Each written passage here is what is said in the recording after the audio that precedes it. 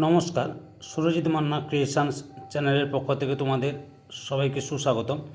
আশা করি তোমরা সকলে ভালো এবং সুস্থ আছো। আমি তোমাদের জন্য এই ভিডিওটিতে তুলে ধরছি 2026 সালের ক্লাস 5 তথা পঞ্চম শ্রেণীর ছাত্রছাত্রীদের জন্য রায় ও মার্টিন প্রশ্নবিচিত্রা থেকে সেকেন্ড ইউনিট টেস্ট তথা দ্বিতীয় পর্যায়ক্রমিক মূল্যায়নের জন্য বাংলা 2 নম্বর মডেল স্কুলের প্রশ্নপত্রের সেটটি সম্পূর্ণ সমাধান করছি। তার আগে তোমাদের কাছে অনুরোধ, তোমরা ভিডিওটি না টেনে পুরোটা দেখো। ভিডিওটি কেমন লাগলো কমেন্ট করে জানিও। ভিডিওটিতে লাইক দাও এবং শেয়ার করো এবং চ্যানেলে নতুন হলে চ্যানেলটিকে সাবস্ক্রাইব করে চ্যানেলের সঙ্গে যুক্ত হয়ে যাও। আলোচনা শুরু করছি 21 নম্বর পেজের 2 নম্বর মডেল স্কুল বাঁকুড়া খ্রিস্টান কলেজিয়েট স্কুল। এই স্কুলের প্রশ্নপত্রের সেটটি সম্পূর্ণ সমাধান করছি। তোমরা পুরো ভিডিওটি লক্ষ্য করো। একের দাগে সঠিক উত্তরটি বেছে নিয়ে লেখো। 1.1 কবি অগাধ খুশির লুটোপুটি খুঁজে পান। অপশান ক্ষয়ে মাঠে। 1.2 ধনাই চাক দেখতে পায়। অপশান ক্ষয়ে গড়ান গাছে। 1.3 কুমির আর শিয়াল দ্বিতীয়বার। অপশান কয়ে ধান চাষ করেছিল। 1.4 ঝড় যখন ওঠে তখন আকাশে থাকে। অপশান গয়ে কালো। 1.5 বনের পরীর কাছে ফণি মনসা প্রথম চেয়েছিল। অপশান ক্ষয়ে সোনার পাতা। 1.6 বাংলায় লিঙ্গ কত প্রকার। অপশান যে অপশানগুলো রয়েছে সেগুলো ঠিক নয়, এটা 4 প্রকারের হবে। 1.7 এমন কিছু শব্দ আছে যা দিয়ে পুরুষ বা স্ত্রী উভয়কে বোঝায়, সেগুলি হলো। অপশান ক্ষয়ে উভয়লিঙ্গ। 1.8 বাংলা ভাষায় দুটি বোঝাতে ব্যবহৃত হয়। অপশান ক্ষয়ে দ্বিবচন। 2 দাগে নিচের প্রশ্নগুলি উত্তর দাও। 2.1 মায়াতরু শব্দটির অর্থ লেখো। মায়াবী গাছ। 2.2 বোকা কুমির সে কথা জানতো না। কোন কথা জানতো না? উত্তরটি লক্ষ্য করো। একটু হাতের ওপরটা একটু খারাপ হচ্ছে আমার, পড়ে দিচ্ছি, লক্ষ্য করো। আলু থাকে মাটির নিচে, গাছ থাকে মাটির উপরে, তা দিয়ে কোনো কাজ হয় না। এটাই জানতো না কুমির। তারপরে 2.3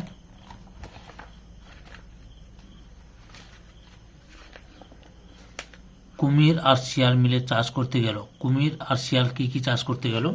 আমি এই উত্তরগুলো রায়ান মার্টিনের সহায়ক বইতে কাছে লক্ষ্য করো। কুমির ও শিয়াল তখন আলু, ধান ও আখ চাষ করেছিল। 2.4 শূন্যস্থান পূরণ করো। নতুন বছরে নতুন জলে আনন্দ করে ড্যাশ মাছেরা।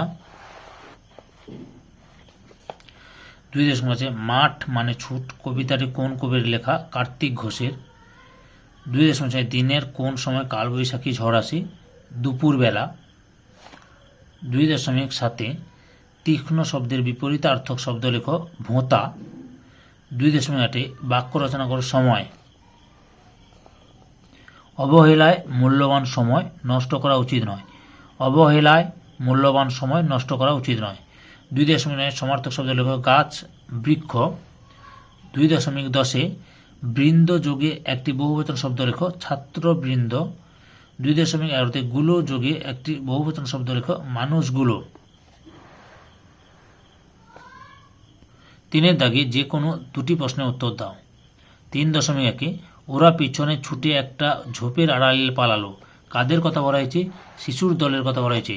তাদের পালানোর কারণ কি? উত্তরটি লক্ষ্য করো।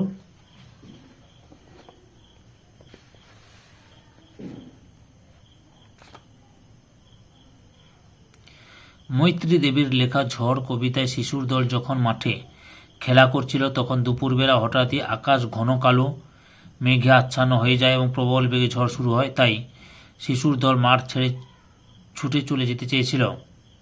রায়ান মার্টিনের সহায়ক ভিত্তিক প্রশ্নের উত্তরগুলো দেখাচ্ছি। 3.2 বাচ্চা গাছটি তো মহা খুশি, আনন্দে ডগমগ। বাচ্চা গাছের এত আনন্দ কখন হলো এবং কেন? উত্তরটি দেখো। বীরু চট্টোপাধ্যায়ের লেখা ফণিমনসা ও বনের পরী নাটকে আমরা দেখতে পাই যে আশেপাশের গাছেদের সুন্দর সুন্দর পাতা দেখে ফণিমনসা গাছের মন অত্যন্ত খারাপ হয়ে যায়। তার বিশ্রী ও ছুঁচালো পাতার জন্য সে মনের দুঃখে কাঁদতে থাকে। তার সেই কান্না দেখে বনের পরী এসে তার মনের ইচ্ছা পূরণ করে। বনের পরীর আশীর্বাদে ফণিমনসা গাছের ইচ্ছা অনুযায়ী তার পাতাগুলি ঝলমলে সোনার পাতা হয়ে যায়। তখনই বাচ্চা ফণিমনসা গাছটির অত্যন্ত আনন্দ হয়। 3.3 পালিয়ে গেল অনেক দূরে। কে পালিয়ে গেল? পালিয়ে সে কোথায় গেল এবং কেন? উত্তরটি দেখো।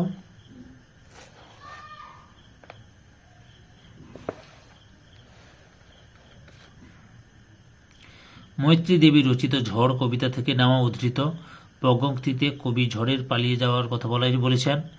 সমস্ত অঞ্চলটা ঘুরে ঝড় অনেক দূরে 7 সাগরের পারে পালিয়ে গেল। ধৈর্য সহকারে সম্পূর্ণ ভিডিওটি দেখার জন্য তোমাদের সবাইকে অসংখ্য অসংখ্য ধন্যবাদ। আজকে এই পর্যন্ত। পরবর্তী ভিডিওতে আবার দেখাবে। Tata, bye bye.